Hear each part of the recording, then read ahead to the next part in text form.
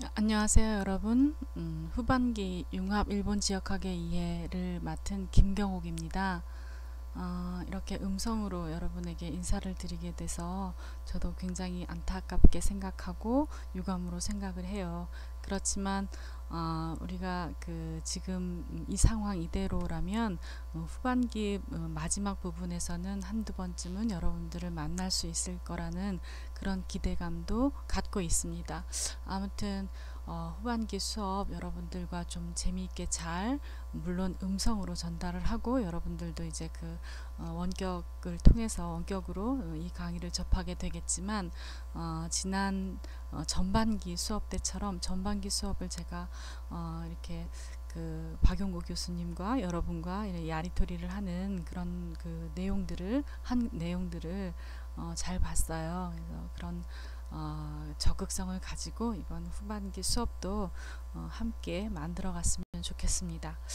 자, 이번 9주차 수업은 일본 종교에 대해서예요. 일본 종교에 대해서 제가 PPT 자료를 이제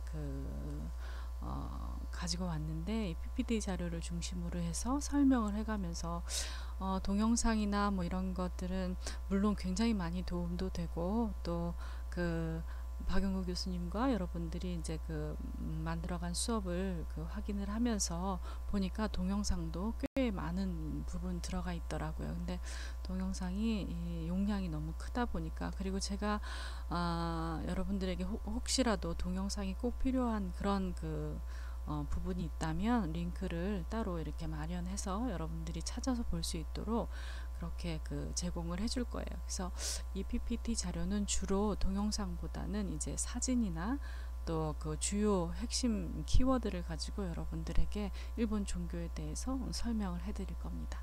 자, 다음 페이지를 확인하면서 우리 어떻게 이렇게 종교에 대해서 알아볼 것인지 다음 페이지 목차를 통해서 한번 확인해 보도록 하겠습니다.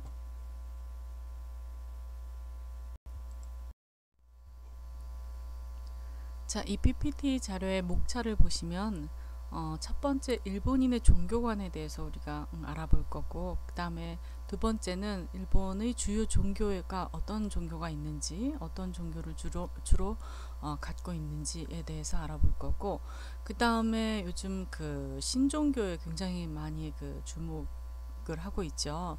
그래서 일본의 신종교가 어떻게 변천이 되어 왔고, 오늘날 일본의 신종교가 어떤 인식 속에 있는지 신종교에 대해서 알아보고, 그 다음에 네 번째 일본 종교의 특이점에 대해서 알아볼 거예요. 그래서 다음 페이지를 보도록 하겠습니다.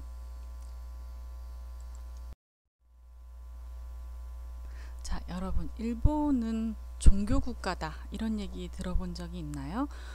우리가 종종 접하게 되는 말 중에 일본인은 종교 국가다라는 얘기를 아마 여러분들도 들어본 적이 있을 거예요. 이 수업을 통해서 왜 일본인들은 종교 국가다라는 얘기를 듣는지 아마 여러분들도 수업 마지막 부분에는 알게 될 거라고 생각이 들어요. 그만큼 일본인들은 종교와 굉장히 밀접하게 관련이 되어 있는데, 우선 첫 번째 일본인들의 종교관에 대해서 알아보면, 종교관이라는 게 뭘까요? 종교관. 종교관이라는 걸 용어 그대로 설명을 하자면, 뭐 종교에 대한 관념이나 이해, 견해, 또 종교를 어떻게 보는지, 이게 이제 볼관자를 쓰잖아요. 그래서 종교를 어떻게 보는지, 그 다음에 어떻게 생각하는지, 뭐 아니면 어떻게 인식하는지, 또 종교를 어떻게 활용하는지, 뭐 이런 것들이 다 종교관 안에 포함된 용어라고 생각이 들어요. 그래서 일본인들의 종교관이라고 하는 건 일본인들이 종교를 어떻게 생각을 하고 어떻게 이 종교를 활용을 하는지에 대한 그런 내용이라고 보면 좋겠어요. 그래서 일본인들의 종교는 첫 번째 신앙보다는 생활로서의 종교관이라고 되어 있고, 두 번째 현세이익적 종교관, 그 다음에 세 번째 애니미즘적 종교관.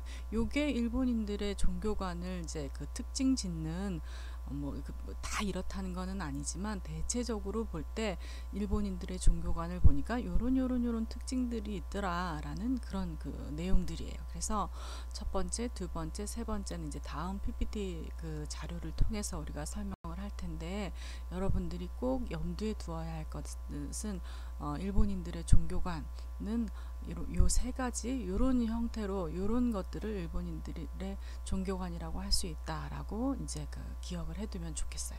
그러면 첫 번째 신앙보다는 생활로서의 종교관이 뭔가 다음 페이지에서 한번 확인해 보도록 하겠습니다.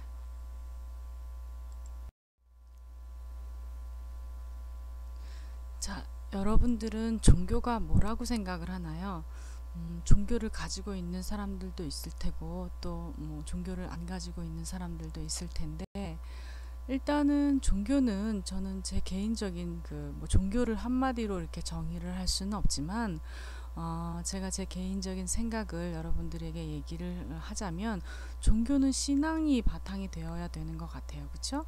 대부분의 사람들은 종교를 왜 가질까요? 종교라는 거는 인간이 해결할 수 없는 부분, 인간의 영역에서는 해결할 수 없는 그런 것들을 의뢰하고 의탁하기 위해서 종교를 갖는 거가 되겠죠. 예를 들면 인간이 해결할 수 없는 부분이 뭐가 있을까요? 그거는 죽음이 있겠죠. 그쵸? 죽음. 죽고 사는 건 인간이 어떻게 해결할 수 있는 그런 부분이 아니잖아요. 그렇죠? 그렇기 때문에 인간이 해결할 수 없는 어떤 것을 신께 인간의 영역이 아닌 신의 영역에 의탁하고 또 의지하고 뭐 이러기 위해서 우리가 종교를 갖기 때문에 사실은 그 종교는 신앙이 밑바탕이 돼야 되는 거죠. 그렇죠? 그래서 한국 사람이나 아니면 뭐 다른 종교 국가들을 보더라도 절대신을 갖는 건 인간이 해결할 수 없는 어떤 그런 부분들을 의탁하기 위해서 신앙심을 축으로 해서 신앙심을 기반으로 해서 만들어가는 게 그게 이제 종교인 것 같아요.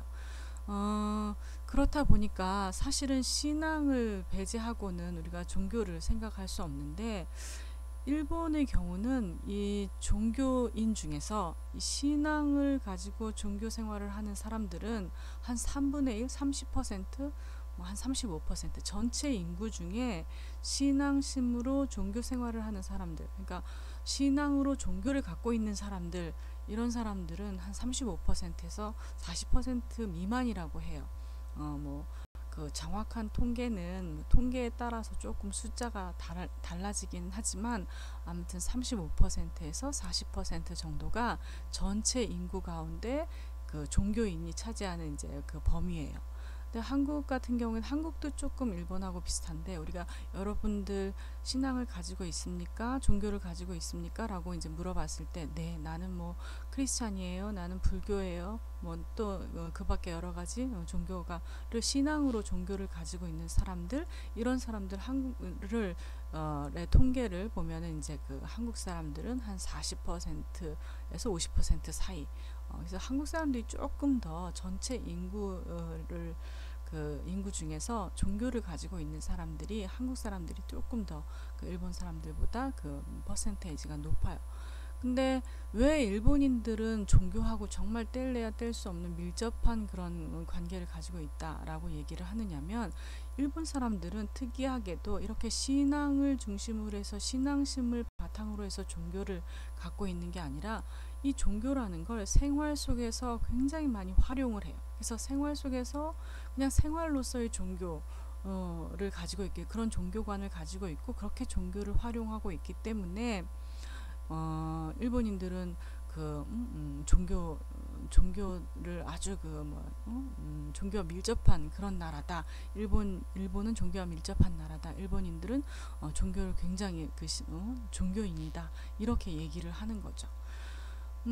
그래서 사실 일본인들에게 물어보면 신앙으로서 종교를 가지고 있는 그 중에 신앙으로서 종교를 가지고 있는 사람들이 인구의 한 35% 되는데 그 35% 안에서도 한 30%, 40%는 이제 신도가 차지하고 나머지 또 한 30, 40%는 불교가 차지하고 또 그 밖에 굉장히 신도와 불교가 굉장히 그 큰 영역을 차지하는 그런 종교가 되겠죠. 그리고 나머지 한 20%요 정도에서 이제 그 아주 미미하게 기독교가 차지하는 부분도 있고, 또 이슬람교나 그 밖에 여러 다른 종교들이 차지하는 영역이 으로 이제 이렇게 분포가 되어 있어요. 나중에 여러분들 그 뒷장에 자료를 보면은 조금 더 참고가 될 수도 있을 거예요. 그래서 아무튼 그 신앙보다는 생활로서의 종교관을 가지고 있기 때문에, 사실은 신앙으로 종교를 가지고 있다면 한 사람이 두 개, 세 개 종교를 가지고 있다는 건 정말 말이 안 되죠. 그쵸? 생각하기 어렵죠. 근데 이 사람들은 생활 속에서 종교를 활용하는 그런 사람들이기 때문에 한 사람이 두 개, 세 개 정도의 종교를 가지고 있을 수도 있는 거예요. 그래서 종교 인구가 전체 인구의 2배라는 얘기는 여러분들 많이 들어봤죠. 일본 사람들은 그래서 종교와 밀접하게 관련이 되어 있다고 그렇게 얘기를 하는데, 종교 인구가 전체 인구의 2배라는 건 한 사람이 두세 개의 종교를 가지고 있기 때문이에요. 물론 신앙으로서 그런 종교를 가지고 있다면 이건 좀 불가능한 얘기지만, 아까도 얘기했듯이 생활 속에서 이 종교를 활용하는, 그렇기 때문에 당신은 어떤 종교를 가지고 있습니까? 라고 물어봤을 때 어떤 신앙인입니까? 라는 대답으로 한다면 일본의 종교인들은 한 35% 정도밖에 안 되지만, 신앙이 아니라 생활로서의 종교관, 그런 관념으로 대답을 한다면 뭐 한 사람이 두세 개의 종교도 가지고 있을 수 있는 거죠. 한 사람이 두세 개의 종교를 가지고 있을 수 있다라는 걸 우리가 이제 어디에서 볼 수 있느냐면, 예를 들면 뒤에 이제 그 PPT 자료에서도 이제 사진으로 아마 여러분들에게 조금 더 자세히 설명을 할 텐데, 예를 들어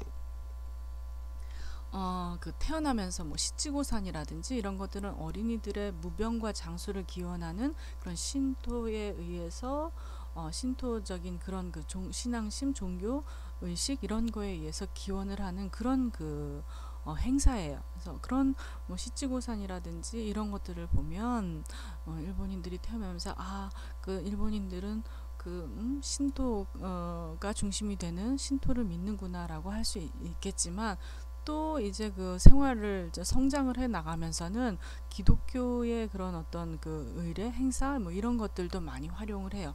크리스마스가 축제 분위기, 한국과 마찬가지로 한국도 이제 거의 뭐 12월 초가 되면 아직 크리스마스가 돌아오기도 전에 뭐 거리에 캐롤이 울려 퍼진다든지, 또 그 기독교인이거나 기독교인이 아니거나 크리스마스 분위기에 한껏 그 취해 있기도 하고 하죠. 그런 것처럼 일본도 마찬가지로 이런 크리스마스를 그냥 생활 속에서 하나의 축제처럼 이렇게 즐기기도 해요. 그러면 그 사람이 꼭 기독교인이라서 그런 게 아닌 거죠. 그렇죠? 그것도 생활 속에서 그 기독교를 활용을 하는 거고. 그 다음에 또 조금 특이한 게, 일본 사람들은 이렇게 죽을 때 장례 절차를 그 불교에서 신앙이 없고 종교가 없던 사람들도 장례 절차는 불교에서 주관을 하도록 그렇게 의뢰를 하는 그런 경우가 많아요. 왜냐하면 불교라는 건 나중에 그 뒤에서도 설명을 하겠지만, 불교라는 건 지금 현세가 아니라 내세가 중심이 되는 그런 그 종교잖아요. 그렇기 때문에 나의 내세, 나의 다음 세계, 아니면 나의 사후의 세계, 그런 세계를 의뢰하고 의탁하기 위해서 또 불교를 활용해요. 그렇다 보니까 일생을 이제 일본인들이 일생을 살아가면서 뭐 그 신도의 그런 영향을 받기도 하고, 신도를 활용하기도 하고, 또 기독교를 또 이렇게 축제로 즐기기도 하고, 그다음에 그런 문화를 또 즐기기도 하고, 그 다음에 뭐 불교의 의뢰를 의탁을 해서 사후의 세계를 기원하기도 하고, 이런 것들을 볼 때 일본인들은 어떻다? 종교 인구가 전체 인구의 이 2배가 될 정도로 한 사람이 그 종교를 여러 가지 종교를 어떻게 생활 속에서 활용하는 그런 그 경향이 많다, 그런 경우가 많다라고 얘기를 할 수가 있겠죠. 또 이제 그 신앙보다는 생활로서의 종교관을 그 증명할 수 있는 게, 우리가 그 일본에 가보면 도심 속에서 공동묘지들을 굉장히 많이 발견할 수가 있어요.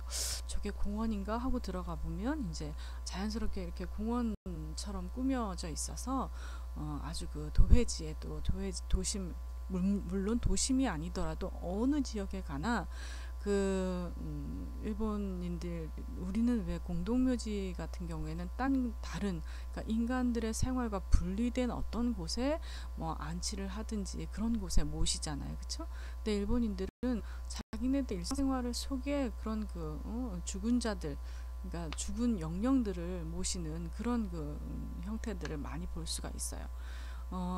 그건 왜 그러느냐면, 이제 신도에서는 제사를 지내죠, 그렇죠? 신도에서 이제 제사를 지내. 신도에서는 모든 모든 죽은 자들을 다 신들로 그렇게 인식을 하기 때문에 그 신들을 위해서 제사를 지내고, 또 신들을, 우리는 그 죽은 자들을 어디에다 둬요? 뭐 장례를 치르든 어쨌든 간에 뭐 산소라든지 아니면은 화장을 하더라도 인간과 분리된 그런 장소에다가 모시든지 하는데, 이들은 그런 죽은 자들하고 늘 소통을 하면서, 그런 죽은 영령들하고 늘 소통을 하면서 지내는 것이 이제 습관화가 되어 있기 때문에, 죽은 자들을 자기네들 주변에 이렇게 영령을 모셔놓고, 위패를 모셔놓고 죽은 자들과 늘 소통하기를 원해요.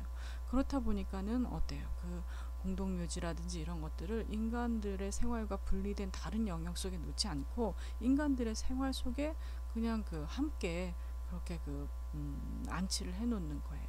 그런 도심 속의 묘지 이런 것들을 보더라도 일본인들이 얼마나 생활 속에서 종교들을 활용을 하고 있는지 알 수가 있고, 또 일본인들의 일상적인 모습들을 보면은 자기가 인식을 하던 아니면 인식을 하지 않던 종교 행위들을 굉장히 많이 볼 수가 있어요. 그래서 종교적인 그런 행위들, 일본인들이 일상 속에서 의식을 하든 안 하든 종교적인 행위들을 하는 모습들을 객관적으로 우리가 볼 때는, 종교를 그렇게 종교와 생활과 이렇게 분리해서 생각하는, 또 아주 분리해서 생각하는 건 아니지만, 일본인보다는 그래도 종교, 또 일상생활 이런 것들을 생활로서 종교관을 가지고 있지 않는 우리들의 입장에서 볼 때는 일본인들의 일상생활에서 종교적인 행위 이런 것들이 조금 눈에 띄기도 해요. 그래서 이런 모든 것, 이 세 가지를 볼 때 일본인들은 신앙보다는 생활로서의 종교관을 가지고 있다라고 할 수가 있어요. 자, 다음 그림과 사진들을 보면서 우리가 조금 더 이 내용을 구체적으로 설명을 해보도록 하겠습니다.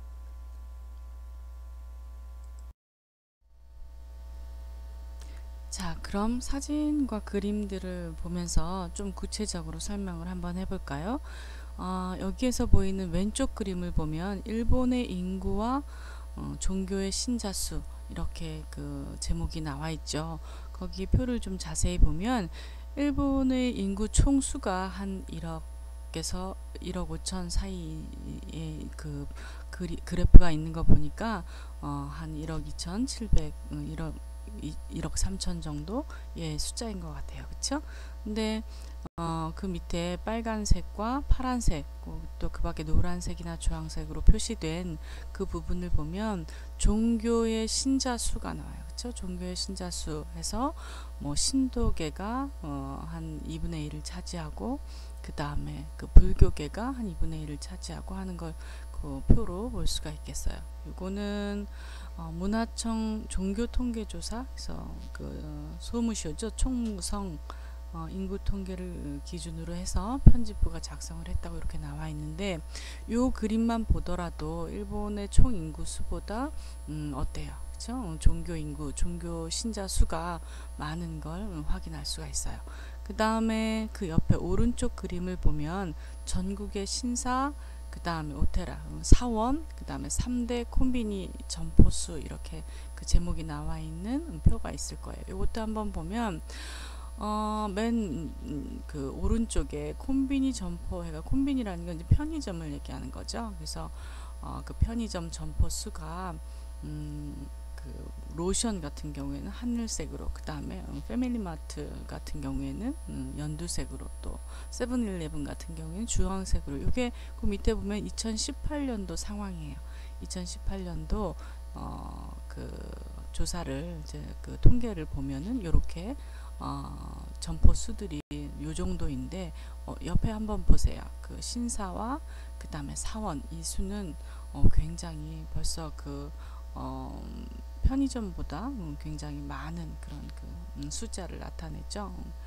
그래서 이런 얼마나 일본의 콤비니가 많아요. 편의점이 얼마나 많아요. 그렇죠? 여러분들 정말 일본을 가본 사람이라면 각지에 뭐 어느 곳에 가든지 편의점은 분포가 되어 있죠. 근데 이제 그거보다도 훨씬 이 종교 시설이 많다는 것. 그것만 보더라도 얼마나 일본의 종교 시설이 신사와 그 다음에 사원을 중심으로 한 그런 종교 시설이 많이 분포가 되어 있는지 이 그래프를 보더라도 아마 한눈에 알 수 있을 거예요. 그쵸? 다음 그림을 한번 보도록 하겠습니다.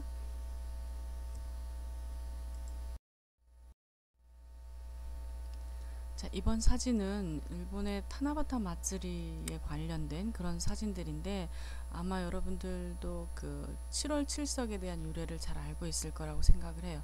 견우와 직녀가 만나는 날이 유래가 된 그런 7월 7석을 타나바타라고 하는데 그 타나바타 마츠리를 일본에서는 뭐 특정 종교인들이나 특정한 사람들이 행사를 치르는 게 아니라 전 국민이 축제처럼 그렇게 타나바타 마츠리를 즐기고 있어요. 그래서 이 사진을 왼쪽 사진을 보면 이제 뭐 유치원이라든지 학교라든지 이런 데서 타나바타 마츠리에 관련된 그런 뭐 여러 가지 행사 이런 것들을 하는 모습들을 볼 수 있고, 이게 지금 나무에다가 다들 자기 소원들을 하나씩 써서 걸어 놓은 거예요. 걸어 놓은 거고, 그 다음에 오른쪽에 있는 사진은 상가와 그 밑에 사진은 이제 전철역 주변에다가 이렇게 사람들이 많이 지나다니는 곳에 이렇게 자기 소원을 적어서 장식을 할 수 있는 이런 코너를 만들어 놔요. 그래서 누구나 다 일본인들이라면 뭐 꼭 일본인이 아니더라도 이 거리를 지나가는 사람들이라면 누구나 다 활용을 할 수 있어요. 그래서 메모지가 보이죠. 그래서 메모지에다가 자기 소원을 하나씩 적어서 걸어놓고 가기도 하고, 그래서 이런 정서를 함께 공유하는 그런 행사라고 할 수 있어요. 행사 가운데 하나라고 할 수 있어요. 그래서 타나바타 마츠리도 일본인들의 생활 속에서 누구나 생활 안에서 즐기는 그런 축제 같은 그런 행사라고 할 수 있어요. 이것도 굉장히 종교적인 것과 밀접하게 관련이 되어 있는 거죠. 자, 다음 사진을 보도록 하겠습니다.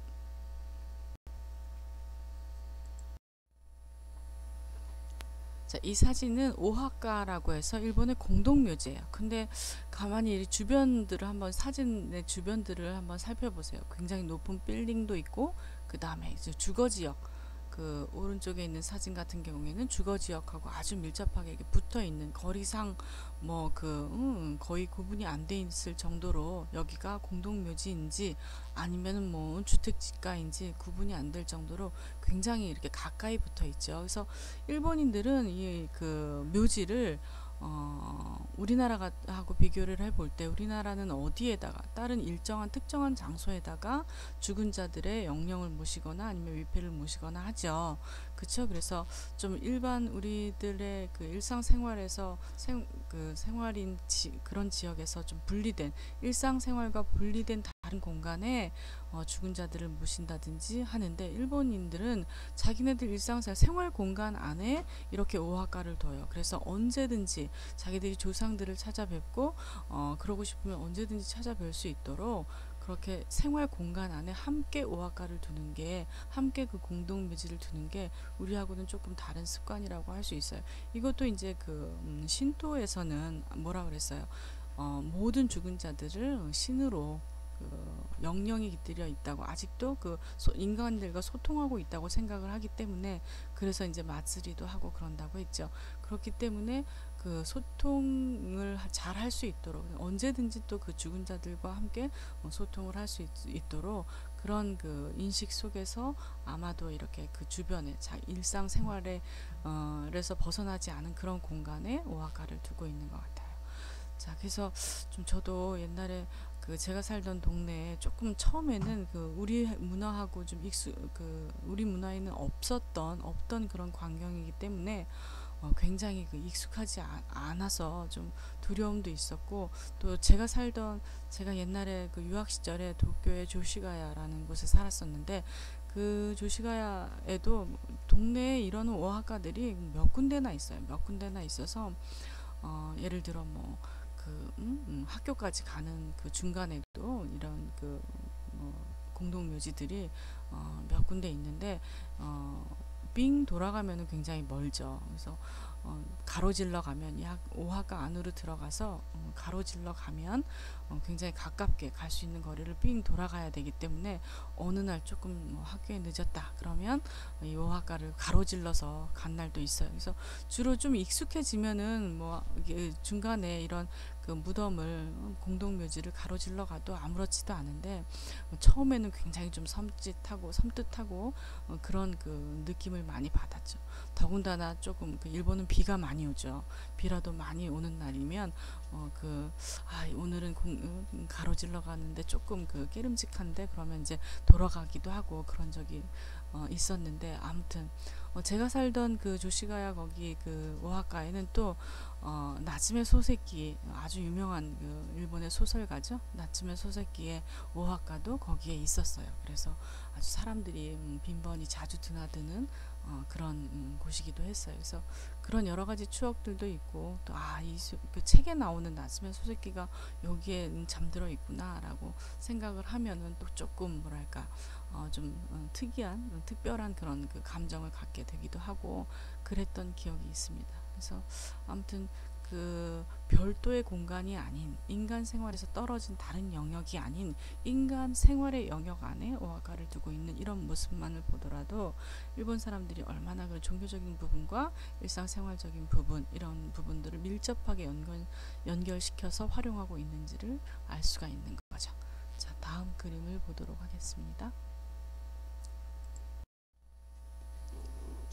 자, 이번 사진은 일본에서 이제 길거리를 돌아다니다 보면 어디에서나 이것도 흔하게 볼 수 있는 건데, 길거리 카미다나라고 해요. 신단이라고 하기도 하고 아니면 또 붓즈단이라고 하기도 해요. 근데 이렇게 아주 작은 규모의 그런 그 신을 모시는 신이라고 해도 각각 그 다른 의미를 가지고 있는 신들이겠죠. 그래서 각각 다른 의미를 가지고 있는, 다른 그 상징을 가지고 있는 그런 신들을 이렇게 모셔놓고 사람들이 지나다니면서 언제든지 무슨 일이 있으면 그런 그 자기의 일을 털어놓기도 하고 아니면 신을 위로하기도 하고, 그래서 그 죽은 그 신들하고 소통을 하기 위한 그런 하나의 그 어떤 명분이 되는 곳이죠. 그렇죠? 상징이 되는 곳이죠.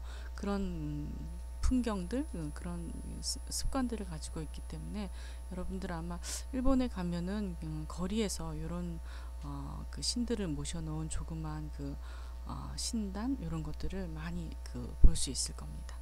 자, 다음 사진으로 넘어가도록 하겠습니다.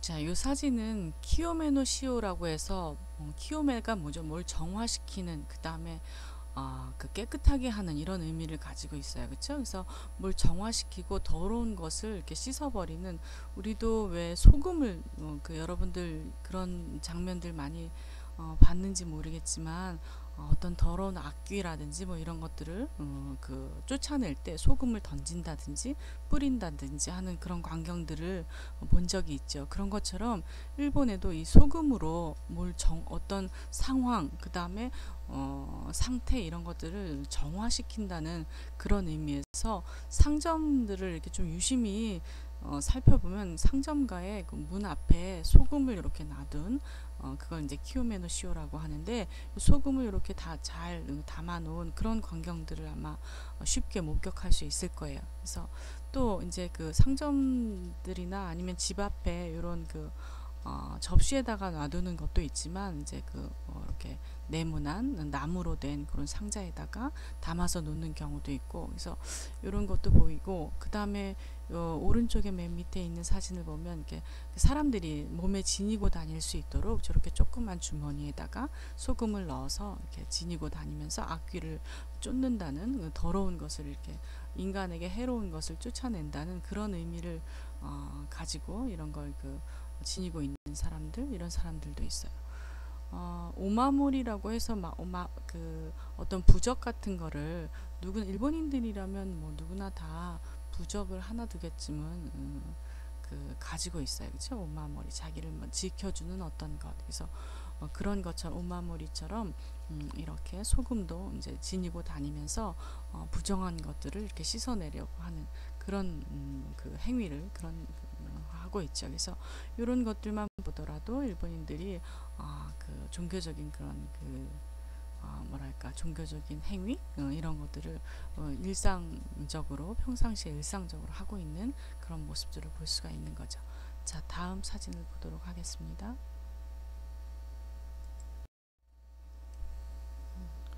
자, 이 사진은 마네킹 네꼬라고 해서 고양이 인형이죠. 고양이 인형인데 여러분들 그 일본의 상점가에 가서 어디 뭐 레스토랑이나 이렇게 그 뭐 상점가에 가면 앞에 문 앞에 고양이가 이렇게 서 있거나 아니면은 카운터에 고양이가 이렇게 한 손이나 양손을 들고 서 있는 모습을 볼 수가 있을 거예요. 이거는 이제 고양이가 손님이나 재물을 불러들인다는 그런 의미를 가지고 있어요. 그래서 상가가 손님을 많이 불러들이고 또 재물도 많이 불러들여서 그 상점이 아주 번창하도록 그런 걸 기원하는 그런 모습이라고 할 수 있어요.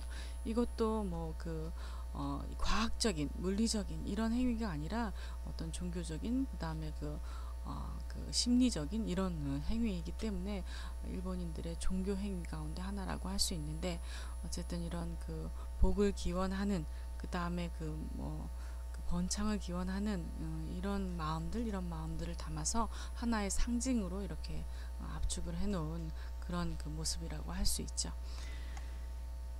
자, 여기까지 여러분들 그 여러 사진들을 보면서 일본인들이 얼마나 일상생활 속에서 그 종교들을 활용하고 있는지 확인을 했을 거예요. 그렇죠? 그래서 일본인들의 종교관의 특징 가운데 첫 번째 특징이 신앙보다는 생활로서의 종교관을 가지고 있다라고 하는데 우리가 이 생활들, 일본인들의 생활들을 하나하나 이렇게 찾아보니까 이 생활 속에서 얼마나 종교들을 많이 활용을 하고 있는지 이런 것들을 확인할 수 있었죠. 자, 그러면 다음 페이지로 넘어가도록 하겠습니다. 자, 그 다음에 일본인의 종교관 중에 두 번째는 이제 현세 이익적 종교관을 가지고 있다라고 할 수 있어요. 이 현세 이익적 종교관이라는 건 지금 현재 인간이 살아가는 동안 인간에게 필요한 그런 부분을 취하기 위한 그런 종교관을 가지고 있다는 거죠. 예를 들어 현세에는 이제 그 신도의 의지를 많이 하게 되는데 아까도 얘기했지만 신도라는 건 인간이 살아가면서 어떤 그런 자기가 바라는 모든 것들, 모든 만물의 신이 깃들여 있다고 그렇게 이제 그 상정을 하고 그런 신들에게 자신의 삶을 살아가는 가운데 자신의 삶의 안위와 건강과 그다음에 그때그때 그 생활을 하면서 바라는 모든 것들 이런 것들을 이제 신토에 의지를 하는 거죠. 모든 신들에게 기원을 하는 거죠. 그렇죠? 그래서 살아가면서 이 세상을 살아가면서 현세에 자기가 바라는 것들 이런 것들을 이제 의존하는 게 바로 신토예요. 그렇죠? 그래서 여러분들 그 신사들 뭐 애니메이션이나 아니면 드라마 등을 통해서 간접적으로 우리가 일본 사람들이 신사에 가서 그 참배를 하고 하는 모습들을 이제 종종 볼 수 있는데 그 신사라든지 아니면 그 절이라든지 신사들이 많이 이제 그 동네에 분포가 돼 있어요. 한 동네에 뭐 몇 개의 신사가 아까도 얘기했듯이 그 편의점보다도 훨씬 많은 몇 배가 되는 그런 그 종교 시설을 일본에서는 그 생활 속에 두고 있기 때문에 예를 들면 뭐 아침에 오늘 내가 시험을 보는 날이다. 그럼 학교 가는 길에 신사에 잠깐 들려서 근데 신사라고 해서 다 똑같은 신사가 아니죠. 어떤 신을 모셔놓느냐에 따라서 그 신사의 신사가 나타내는 그런 그 의미, 그 다음에 뭐 효력, 상징 이런 게 다 달라요. 그래서 예를 들어 뭐 우리 동네에 공부를 열심히 하다가 아주 훌륭한 업적을 남기고 죽은 사람을 신으로 모셔놓은 그런 신사가 있다. 그러면 학교 가는 길에 잠깐 그 신사에 들려서 오늘 내가 시험을 보는데 시험을 잘 보게 해주세요 라고 기원을 한다든지 기원을 하고 또 학교에 간다든지 이런 게 이제 생활 속에서 가능하고 또 생활 속에서 그렇게 활용을 하고 있어요. 그래서 현세에는 신도들을 그 신도를 중심으로 해서 내 생활과 이렇게 관련을 시켜서 활용을 해요. 또 그 예를 들면 또 제 주변에 제가 살던 곳에 주변에 있던 신사 중에 그 다산을 상징하는 그런 그 신을 모신 그런 것도 있었어요. 그래서 아이가 없다거나 귀한 그 아이를 얻고 싶다거나 또 결혼을 앞둔 사람들이 이제 자녀 계획을 할 때 그 신사에 찾아가서 아주 건강한 아이를 주십사하고 기원을 하는 그런 모습들도 볼 수 있고, 또 뭐가 있을까요? 예를 들어서 뭐 실연을 한 사람이든지 아니면 좋은 연애 상대를 만나게 해달라고 그렇게 기원을 하는 그런 신사도 있고, 여러 종류의 신사들이 각지에 자기가 생활하는 그 생활 영역 안에 다 있기 때문에 언제든지 이제 일본인들은 현세의 내 삶을 위해서 신토에 의지를 하면서 살 수가 있는 거죠. 그 다음에 죽을 때는 이제 그 불교, 왜 근데 그러면은 그 현세에서 불교에 의지를 하지 않느냐. 근데 신앙인이 아니고는, 불교를 신앙으로 갖는 사람들이 아니고는 불교에 의지를 할 수 있는 그런 상황이 아닌 게, 불교가 갖고 있는 종교적 의미가 뭔 거죠? 그 불교는 현세에서의 복이라기보다는 내세 극락세계에 가기 위해서 현세에서는 어떻게 해야 돼요? 수행과 고행을 통해서 어떤 그 덕을 쌓아야 그 죽은 다음에 극락세계에 갈 수 있다고 하는 게 그 종교 교리의 핵심이죠. 그렇죠? 그래서 뭐 극락세계도 아주 여러 그 단계가 있어요. 여러 구분으로 그 분리가 되어 있는데, 예를 들어 가장 높은 곳이 극락세계라고 한다면 그 다음에는 뭐 신의 세계, 그 다음에 인간의 세계, 그 다음에는 뭐 동물의 세계, 그 다음에 무슨 아주 그 맨 마지막에는 지옥이나 다름없는 그런 악귀의 세계, 이런 세계가 이렇게 단계별로 나뉘어져 있죠. 그래서 어때요? 이 현세에서 덕을 얼만큼, 수행을 얼마나 하고 그 다음에 덕을 얼만큼 쌓느냐에 따라서 어느 레벨에 갈 수 있는지, 사후의 세계에 어느 레벨에 갈 수 있는지가 이제 정해지죠.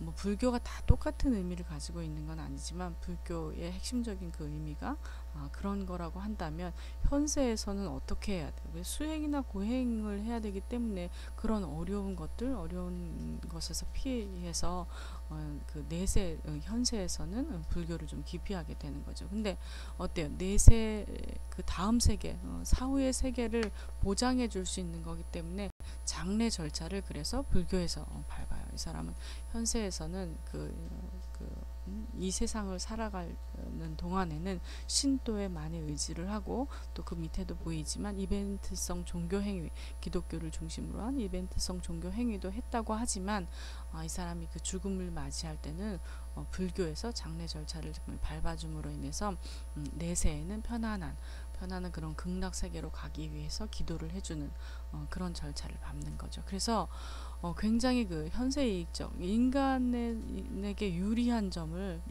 그 부분만을 골라서 취하는 그런 종교관을 가지고 있어요. 그런 종교관을 현세 이익적 종교관이라고 할 수 있어요. 일본의 일본어 중에도 이토코도리라는 말 한번 들어본 적이 있나요?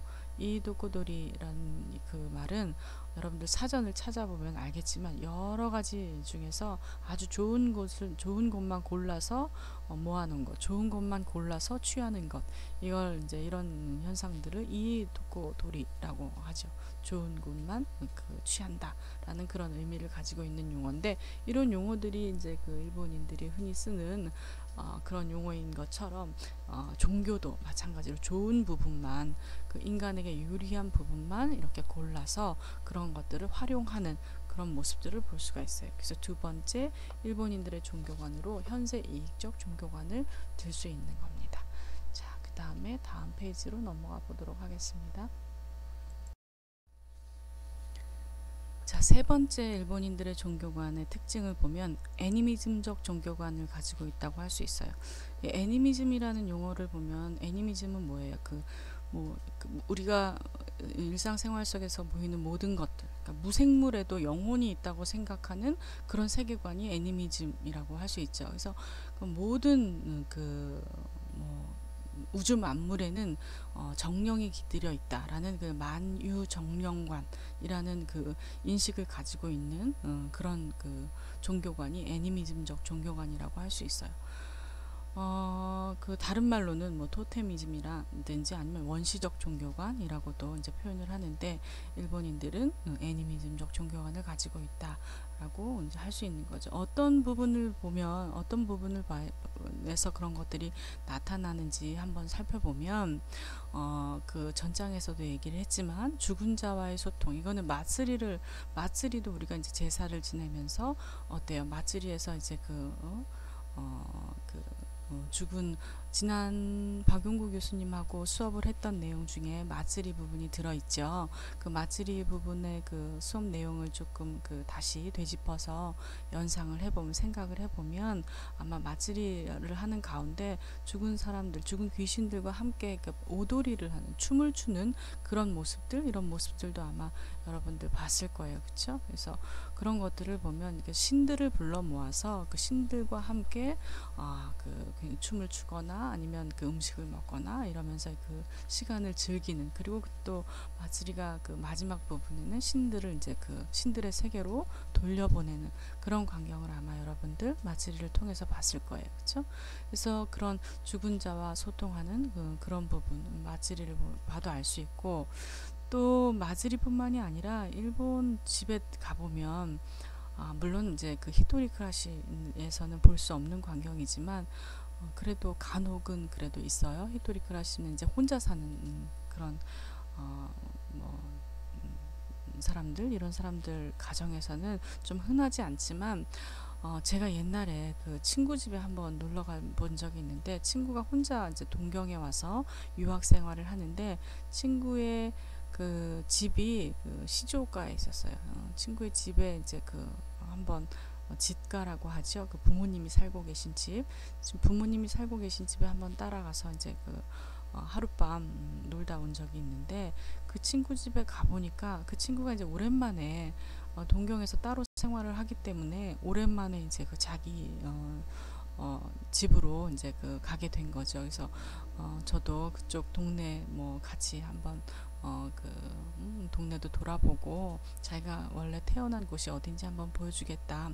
그래서 그 친구와 한번 같이 간 적이 있는데, 가자마자 이제 그 인사를 해요. 그때 갔을 때는 부모님이 집에 안 계셨어요. 부모님이 이제 저녁에 두 분 다 일을 하시기 때문에 저녁에 돌아오시고, 그래서 할머니 할아버지에게 인사를 드려야 된다는 거예요. 그래서 할머니 할아버지가 계시구나. 그래서 이렇게 따라 올라갔는데 2층 방 어디로 이렇게 갔는데, 저는 정말 소스라치게 깜짝 놀란 광경이, 할머니 할아버지가 이제 돌아가신 분이었어요. 돌아가신 분이었는데 그 2층 원래 할머니 할아버지가 쓰시던 방이었나? 그 방에 할머니 할아버지의 초성화를 이렇게 모셔놓고, 돌아가신 지 한 3년 정도 됐다고 하더라고요. 3년 정도 됐는데도 불구하고 할머니 할아버지의 초상화를 모셔놓고, 거기에다가 이제 할머니가 좋아하는 뭐 이런 과자를 가지고 왔어, 뭐 할아버지가 좋아하는 뭘 가지고 왔어 해서 주섬주섬 가방 속에서 뭘 꺼내서 이렇게 그 신단 앞에다가 그런 것들을 이제 내려놔요. 그러면서 뭐 다녀왔습니다 라든지 뭐 잘 방학을 맞이해서 그 집에 내려왔어요 라든지, 마치 살아있는 사람한테 이야기하듯이 그 할머니 할아버지들 그 초상화 앞에서 그렇게 이제 자기의 상황을 고하는 그런 모습을 보고, 그리고 저보고 이제 인사를 하래요. 할머니 할아버지야 하면서 인사를 하래요. 그래서 마치 우리나라에서는 이제 살아계신 분들한테 이제 인사를 하듯이, 저도 그 앞에 이렇게 조금 무릎을 꿇고 앉아서 안녕하세요 이제 인사를 얼떨결에 따라 하기는 했지만, 그런 태도, 그런 행위, 이런 행위가 다 죽은 자 가운데서 죽은 자를 들과 소통을 하고, 그 다음에 그런 죽은 자들도 다 영령이 아직도 혼령이 있어서 우리 주변에 함께 한다는 그런 믿음을 갖고 있는 거죠. 그렇죠? 그래서 그런 만유정령관, 모든 것에는 영혼이, 혼이 깃들여 있다는 그런 생각과, 아직도 죽은 사람들도 그런 신들이 우리 주변에 있다는 생각, 이런 생각이 애니미즘적 종교관을 나타내는 그런 행동이고 생각이라고 할 수 있어요. 그 다음에 일본인들은 자연을 대하는 태도가 우리나라 사람들이랑은 조금 달라요. 어떻게 다르냐면, 자, 한국인들은 어떻죠? 자연을 어떻게 인식을 하느냐면, 이거는 뭐 제 생각이 아니라 한국인들이나 아니면 그 다른 일본인이 아닌 다른 사람들, 뭐 이거는 뭐 특별하게 딱 집어서 어떻게 어느 나라 사람들이다라고 얘기는 할 수 없지만, 현대를 살아가는 우리들은 어때요? 인간이 자연의 정점에 있다고 생각을 하죠. 그렇죠? 그래서 자연을 함부로 마음대로 인간이 다 이렇게 활용을 해도 된다고 생각을 해요. 그렇죠? 그래서 예를 들면 아무튼 그 자연이라고 하면 뭐 산천초목이 있겠죠. 이 산천초목의 어떤 자연적인 그런 부분들도 인간이 마음대로 이렇게 훼손을 하거나 아니면 이렇게 그 구조 변경을 하거나 그러잖아요. 그렇죠? 활용을 하잖아요. 그래서 그거는 자연관이 어떻다는 거죠? 인간이 자연의 정점에 있다고 생각. 자연보다는 그 인간이 가장 우위에 있다고 생각을 하는 그런 인식에서 나오는 행동과 태도라고 할 수 있죠. 근데 일본 사람들은 인간이 자연의 우위에 있다고 생각하지 않고 대부분 인간은 자연의 일부라고, 인간과 자연은 동등한 관계에 있다고 생각을 해요. 그렇기 때문에 자연을 대하는 태도가 한국 사람들이 자연을 대하는 태도와는 조금 다른 거죠. 이제 그 자연이라고 한다면 예를 들어서 또 자연에서 취하는 거죠. 그쵸? 이 음식을 대하는 태도가 한국인들이 음식을 대하는 태도와는 좀 다르다고 할 수 있는데, 제가 옛날에 그 일본에서 대학에 다닐 때 유치원, 그러니까 유아교육, 그러니까 교육학과이기 때문에 유아교육에서 그 유치원 아이들을 상대로 이제 그 설문조사를 한 그런 그 케이스가 한 번 있었어요. 유치원에서 실습을 하다 보니까 유치원 아이들이 늘 그 음식을 점심시간에 음식을 이제 받았을 때 이따다키 마스를 하잖아요. 잘 먹겠습니다를 하잖아요. 우리도 요즘 뭐 음식을 그 먹기 전에 잘 먹겠습니다라고 이제 인사를 하죠. 아니면 마음속으로라도 여러분들은 인사를 하나요? 저 같은 경우에는 일본에서의 그런 생활, 이런 게 좀 습관이 돼서 그 혼자라도 잘 먹겠습니다라는 생각이나 아니면 입으로 중얼거림이나 뭐 이런 걸 하고 음식을 먹는 편인 것 같아요. 근데 일본 사람들은 누구나 다 이제 음식이 나오면 음식 앞에서는 잘 먹겠습니다, 이따다키마스라는 걸 이제 그 읊조리거나 아니면 그 생각으로라도 이렇게 하고 음식을 먹죠. 근데 제가 장난으로 한번 그 일본 유치원에서 실습을 할 때 어린이들한테 누구한테 잘 먹겠습니다라고 인사를 하는 거야? 라고 밥을 먹으면서 물어본 적이 있어요. 근데 저는 그냥 장난으로 물어본 건데 의외의 답을 들을 수가 있었어요. 아이들이, 그날 이제 닭고기를 먹고 있어요. 닭고기와 감자를 먹고 있었는데, 누구한테 이타다키마스를 한 거지? 라고 물어보니까 닭한테 이타다키마스를 한 거래요. 그 다음에 뭐 감자한테 이타다키마스를 한 거래요. 요런 대답. 그래서 너무 신기하다. 한국 사람들 경우에는 음식 자체에 잘 먹겠습니다라고 인사를 하는 경우는 좀 드문데, 일본 아이들은 어떻게 이렇게 자연스럽게 음식 자체에 잘 먹겠습니다라고 인사를 할까? 그래서 조금 의아해서 다른 아이들한테도 이제 그 물어본 적이 있어요. 근데 그렇게 해서 통계를 제가 이제 한국의 유치원 아이들과 일본의 유치원 아이들에서 나중에 그런 걸 이제 논문으로 만들기 위해서 통계를 한번 내본 적이 있는데, 설문을 한 적이 있는데, 그리고 그걸 이제 비디오 촬영을 한 적이 있는데, 일본의 어린이들의 한 30% 정도? 30% 정도는 음식에 잘 먹겠습니다라고 인사를 해요. 음식 자체에 이타다키마스라는 그런 인사를 하더라고요. 그래서 도대체 이렇게 음식 자체에 그 인사를 하게 된 그런 원인? 그런 게 어디 있나라고 찾아보니까, 물론 이제 어린이들이기 때문에 어른들의 행동, 어른들의 태도, 이런 것들을 이제 따라하는 거죠. 그렇죠? 그리고 또 그런 것들을 이제 교육을 통해서, 가정 교육이라든지 그 선생님들의 교육을 통해서 아이들은 그걸 이제 습득을 하는 거죠. 근데 이제 집안 그 어른들이나 이런 분들도, 선생님들도 그 음식에 감사하는 마음, 이런 마음들을 가지고 있어요. 근데 그때 당시만 하더라도, 지금도 저도 가끔 그래서 그 여러분들이랑 수업을 할 때 학생들에게 물어봐요. 여러분들은 이타다키마스를 할 때 누구를 향해서 이타다키마스를 하느냐, 잘 먹겠습니다를 하느냐, 이렇게 물어보면 한국인 친구들, 일본에서 생활을 해본 친구들은 간혹 그런 대답을 해요. 음식 자체에 감사한 마음을 갖는다. 뭐 일본인 그 교포라든지 일본에서 생활을 오래 하는 친구들은 그런 대답을 하는데, 한국 사람들은 음식 자체에 감사합니다라는 마음을 갖고 있다는 그런 생각을 가진 사람들은 한 번도 본 적이 없어요. 그래서 그만큼 많이 좀 달라요. 자연을 대한, 이것도 그 음식에 대한 그 인식과 태도, 이런 게 바로 이제 자연을 대하는 인식과 태도가 한국 사람들과 다르기 때문에 나오는 그런 좀 어떤 특이한 현상이 아닌가라는 생각이 들어요.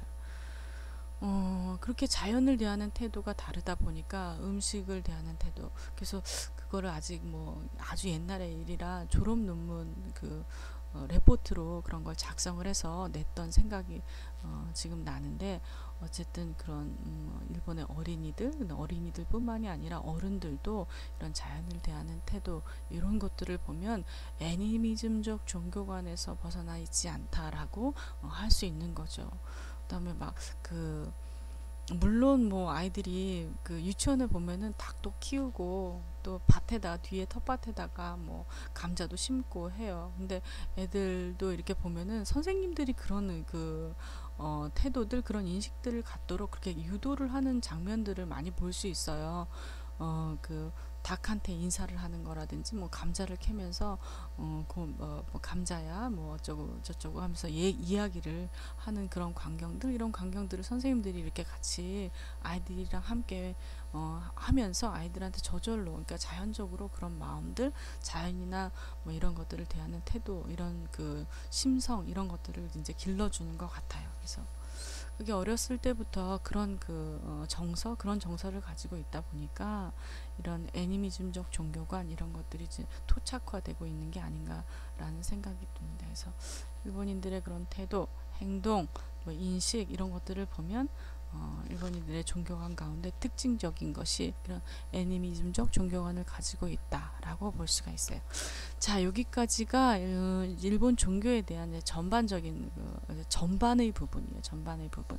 목차에서도 쭉 설명을 했지만 일본인들의 종교관에 대해서 설명을 하고, 그 다음에 뭐 주요 종교, 신종교, 일본 종교의 특이점에 대해서 설명을 한다고 했는데, 이거를 여러분들이 이렇게 자세한 설명 없이 그냥 제목만 읽고 지나가기에는 일본 종교가 너무너무 어마어마하게 설명할 것들이 많죠. 여러분들이 알아야 될 것들, 또 그냥 우리하고 너무 다른 점들, 이런 점들이 많기 때문에 조금 너무 그냥 수박 겉핥기 식으로 넘어갈 게 아니라 일일이 이렇게 하나하나 좀 자세히 구체적으로 설명을 하다 보니까 시간이 좀 꽤 걸리는 것 같아요.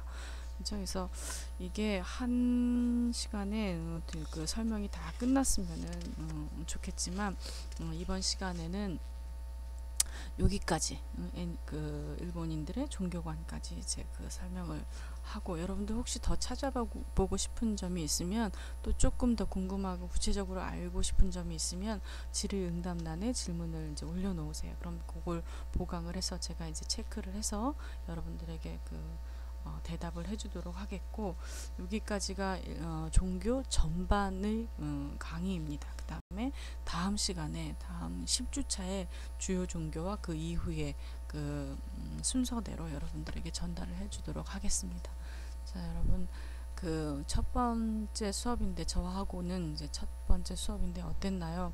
혹시 듣기 불편한 점이 있었다면 여러분들 질문이 아니더라도 얘기를 해주고, 제가 마이크 성능이 별로 이렇게 좋지가 않아요. 그래서 가끔 이제 센 발음이 나갈 때 이렇게 좀 잡음이 좀 크게 들리는 그런 경향이 있어서 굉장히 조심스럽게 녹음을 하고 있지만, 혹시 그런 부분, 거슬리는 부분이 있다면 그런 부분들도 허심탄회하게 여러분들 얘기를 해주면, 얘기를 안 하고 있으면은 몰라요. 그쵸? 그래서 그냥 이 상태로 넘어가도 되나 보다라고 생각을 할 수도 있기 때문에, 조금 더 조금 편안한 그런 수업을 위해서는 여러분들이 그런 부분들, 이런 부분들, 마음에 걸리는 부분들, 또 물리적으로 걸리는 부분들, 이런 부분들을 체크를 해서 얘기를 좋겠어요.